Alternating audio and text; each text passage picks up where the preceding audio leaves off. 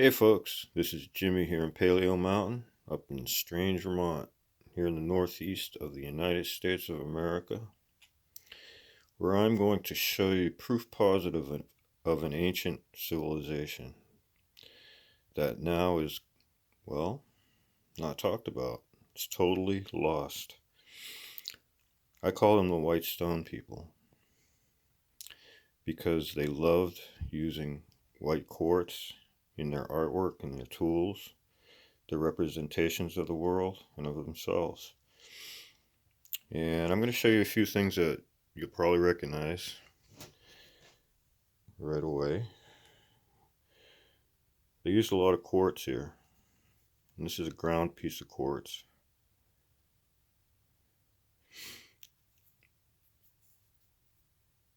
And you can see the notch in it. Okay? You can see that it's been ground on both sides to a nice sharp edge. This is a good example. It's got a sort of ovally natural shape to it. They didn't go overboard to make it symmetrical. You can see the groove in it, which is where it would have been attached or hafted to the end of a stick, like possibly like that. I don't really know. And you could have held it in your hand also, just like that. There's another type. This one has a bit end. This is very primitive looking. It's a real hard stone. You can see the bit end on it. It's got hematite in it. You can see it there, the red hematite. And you hit something hard with that, well, it's a devastating proposition. Big heavy stone. You can see all the scratches on it from being kicked around and being used and being in the ground for a long time. Looks like a face on it right there. Could that be the face of the owner? It was not unusual for them to put carvings and faces and images, especially faces of, well, I'll say human, but in their tools and in their weapons to give it power. Animals and birds, and there's the hematite, which makes it a very hard stone and heavy stone. This is another type of weapon, I would say, and this has hematite in it also. You can see it. It's a beautiful stone. It also has gold in it. You can see it. I don't know if you can see it too well, the gold color right in the crevice, and this whole stone is mineralized and there's metal in it. It does have gold in it. You can see the hematite, and it's grooved. It's a beautiful one I found yesterday right next to my house, just sitting there. It rained a lot and it just came out of the ground. This one, same shape, same notch, mineralized quartz. This one we found, Dave and I found up in Mount Ephraim, about 5 miles from here. Just picked it up off the ground. It was parked the car and there it was. Same exact style, same people. The walls up there are the same. So these are useful tools. Stone Age people use stone. That's what they did. They used stone. But they also carved jewelry. And these are stones that look like fangs, pieces of quartz. Has a face on it. And you probably put this on your headdress, around your neck. This one also.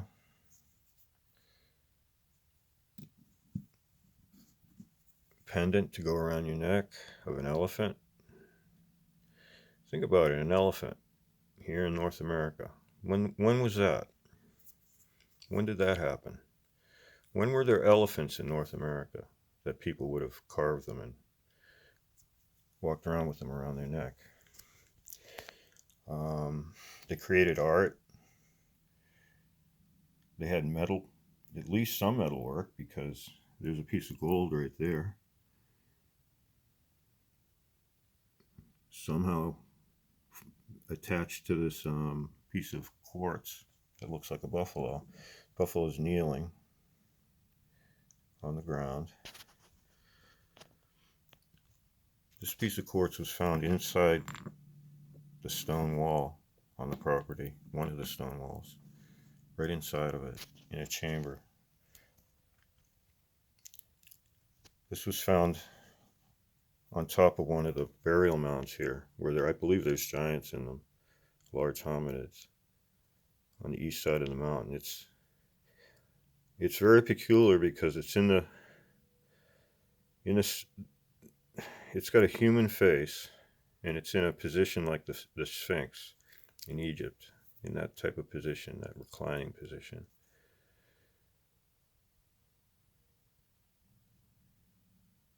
And it's a very sharp knife. I found it with this here. Put the head on that. Very primitive looking. Almost looks like a bat image or a naga. Here's another one.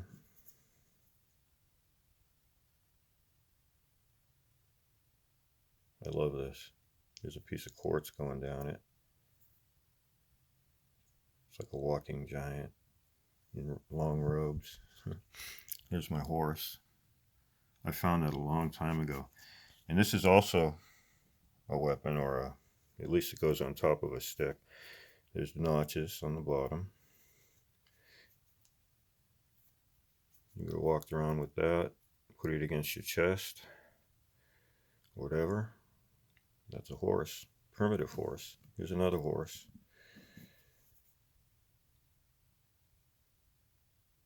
With a man on that side. Very balanced stone. That was found on the mound area also. A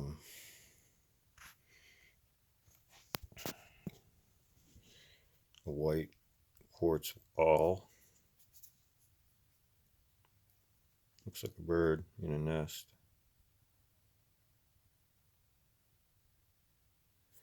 And that's a really nice awl.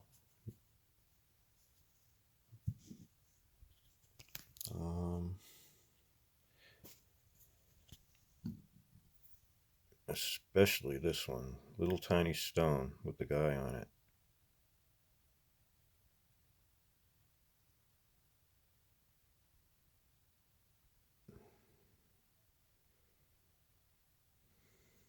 King sitting on his throne. They created all kinds of images in their stones. The eagle.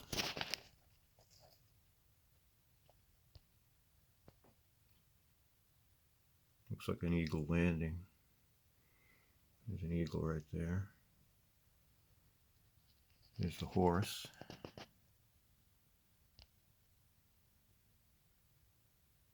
It's like a golden mane flying in the wind. Of course, if you rotate this stone, you'll see the image of a giant. Check that out. He's even got a vulture on his head. Looks like a horn, but it's a vulture. See what we're dealing with here? A lost ancient civilization who left stone images, information in quartz and in their weapons and in their tools. They left their faces. And they created art. There's a small bird in a nest. A grinding, looks like a nest, a grinding bowl. Very pretty bowl. That was found right in front of the stone wall, the serpent wall. These people were farmers. I find a lot of farm implements, stone tools that you could cut grasses or corn or whatever you were using, growing out in the field. It's been a field for a long time. No signs of trees or stumps, old stumps, just artifacts like these in the ground. And this is right in front of the serpent wall where they used to grow. corn, beans, squash, cannabis, whatever they were growing. But they had a high culture, they had art, they had tools, they had horses, although ancient ones. North America had horses long before the Spanish brought theirs.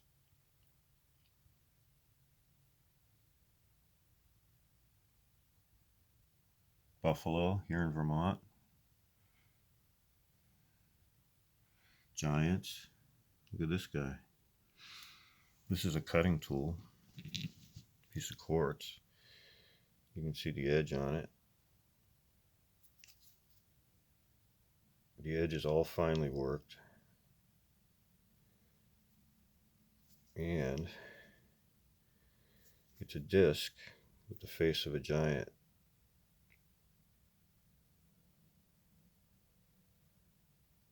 This side, this is the center of the stone. This side has this face on it. And you could use that as a cutting stone, cutting tool. And it would have lasted forever, and it's still here. It outlasted their civilization by thousands of years. Who knows how long? At least back when there was a time when there were mammoths on the land. And they had quite the imaginations.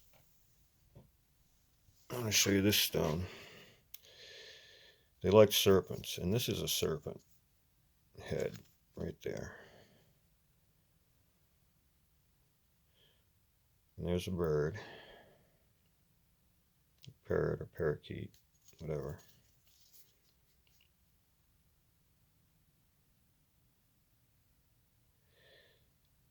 And this would represent a knife.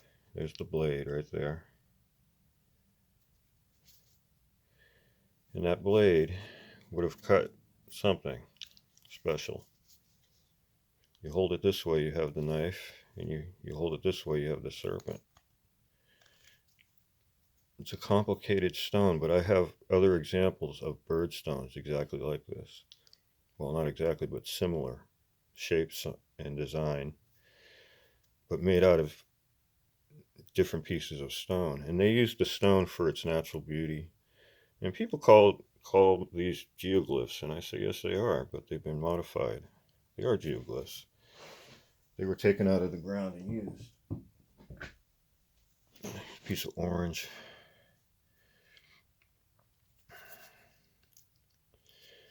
Quartz right here. This came out of a piece of quartz. It's probably a garnet that's just really huge. Very cool.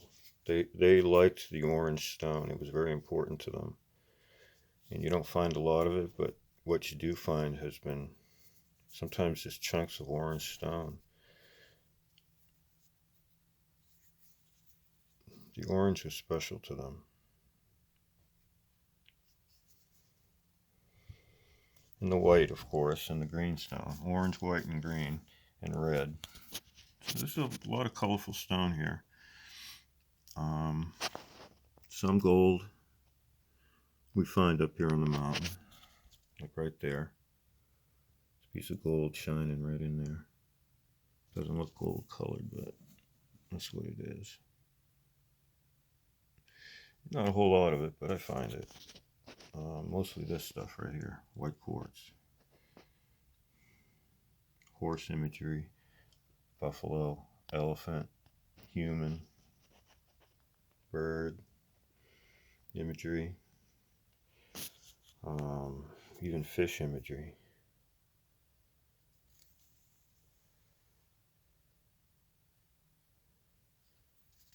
This is a complicated stone because it's more of a work of art than a tool. You get the layers, you get the man, you get this layer, you get the bear, which is his power, I would guess, his spirit, his power. You get the fish, it's like it's coming out of the water.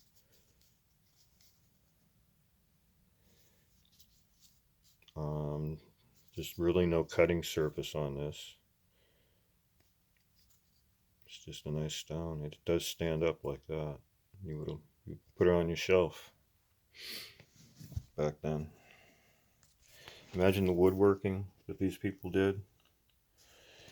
And this tool here, I brought this to show. It's just a simple wooden handle and metal. Now, this is what you do when you have metal. You attach it to a wooden handle, just like these. They were attached. A lot of them were. Not all of them, but some of them were attached to handles. And they used notches. And I think they split the wood and tied it on, stuck it into a bigger piece of wood, capped it on the end. However they did it.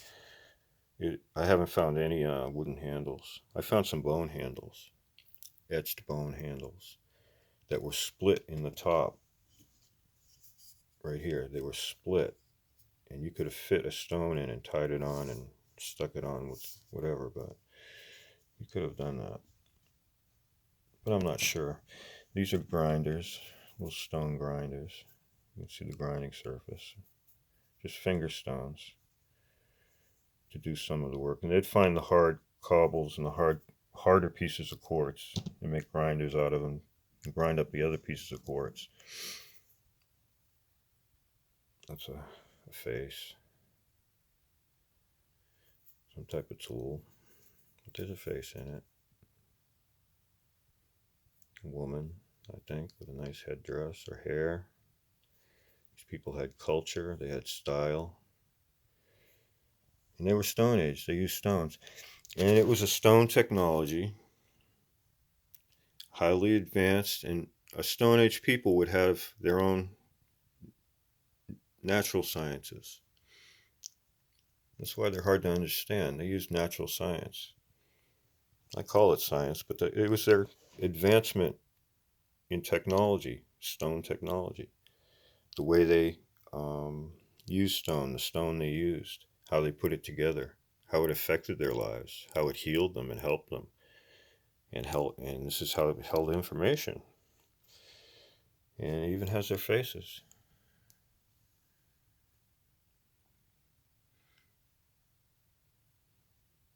But they were a Stone Age people. Very highly advanced in natural sciences. When they put up their walls, they did them for a reason. There was a purpose behind them, not just decoration or separation. They're acoustically built. They're perfectly built.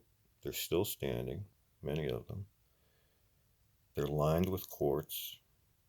They're built on quartz ledges, high up on ridges. They function as calendars and solar alignments, standing stones and mounds, earthen mounds, and man-made earthen mounds. They redesigned the earth to put on these mounds. And it resists trees. Trees grow around them. A lot of times I find a mound with the trees, no roots in the mounds, clear of trees. And there's red ochre layers in the mounds, several inches thick, like 15 inches thick. That's a lot of red ochre. They used red ochre. What were they doing? Are there giants buried in these mounds? 100 feet from here? I think so. Their spirits are here. They speak all the time in the language of images. A blue bear. Have you ever seen a blue bear? You can almost hear a baby bird tweeting from thousands of years ago.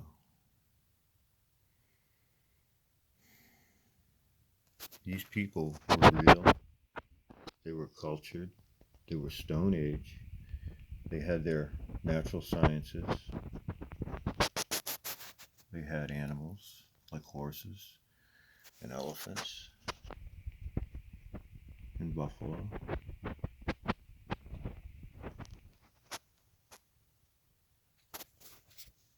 and they made beautiful art. I can't date them except to say that they were here when the megafauna roamed the earth. No, they're not. But they're still here speaking to us. This is language, my friends. The language of images. And what does it tell you? It tells you that, well, it tells me that everything I presumed that was real in history that I learned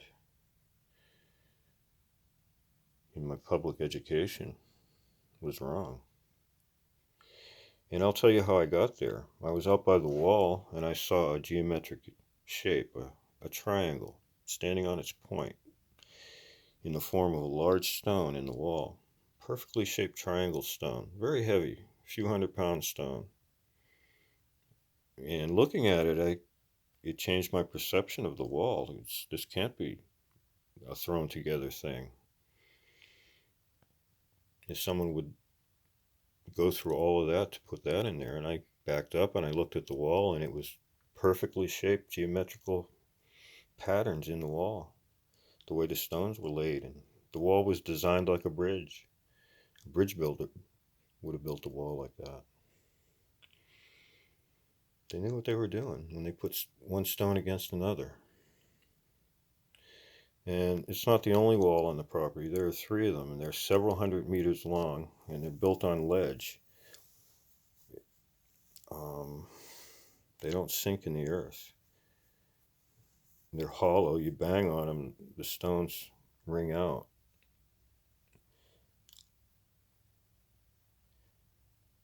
And a lot of chambers with quartz in them. Quartz under pressure, under a lot of pressure in the wall at certain areas along its length. It was a science to them, a natural science. And the energy it creates in this whole area can heal your body and heal your mind and heal your soul. It's still a struggle, but everything helps. And if it can get you off of medical pharmaceuticals and heal your body and your mind, just simply by being near this type of thing, these stones, maybe that can help.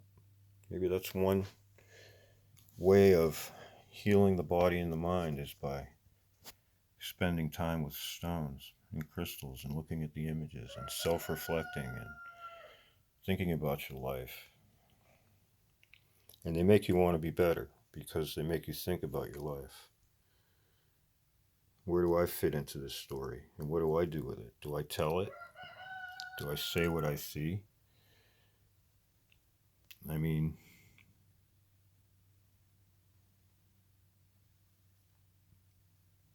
it's an incredible story if you ask me. And I've been brought into this. I didn't look for this. I found it. And I've been called a lot of things by a lot of people. But I'll tell you, I can't be fooled. I've been an artist since I was 6 years old. When I was 6 years old, I sat down with a pencil and a paper in front of a little bush on the ground and learned how to focus. And I've been an artist ever since. My oil paintings have been in the World Trade Center before they knocked them down.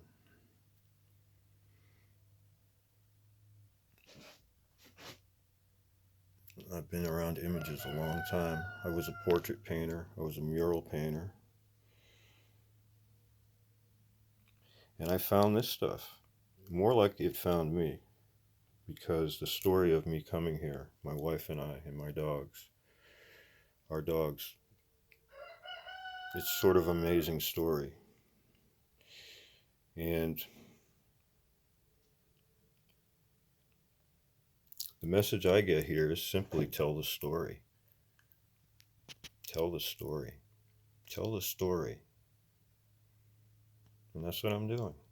And all I can do is show you what I find. And if you think this is a geoglyph, well, God bless you. It's a primitive, ancient, beautifully shaped weapon, a tool. I say weapon because it's not a cutting surface. You wouldn't cut a tree down with that. You would cut a tree down with that, not that. This one found 5 miles away. Very similar.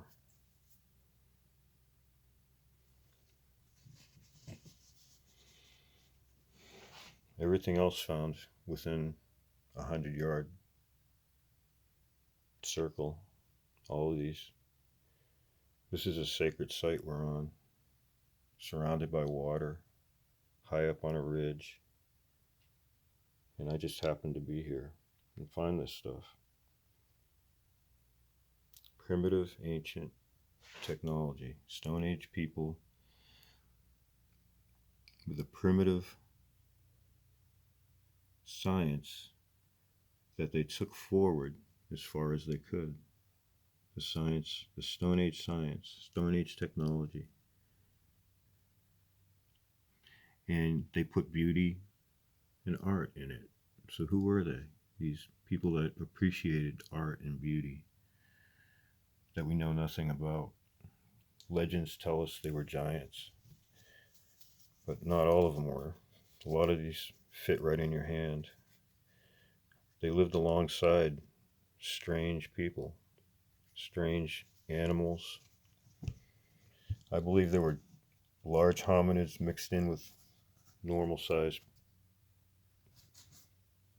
people, and they all appreciated art, and they lived together, at least here in this part of the world. I think the giants lived alongside people, normal sized people. I find farming implements out in the field, Stone Age farming implements. They were farming out there, and I can only assume it was corn and beans and squash and cannabis, things like that. I find a lot of pipe smokers, images of pipe smokers. What were they smoking? I know cannabis grows good up here, but I don't think tobacco does. It may.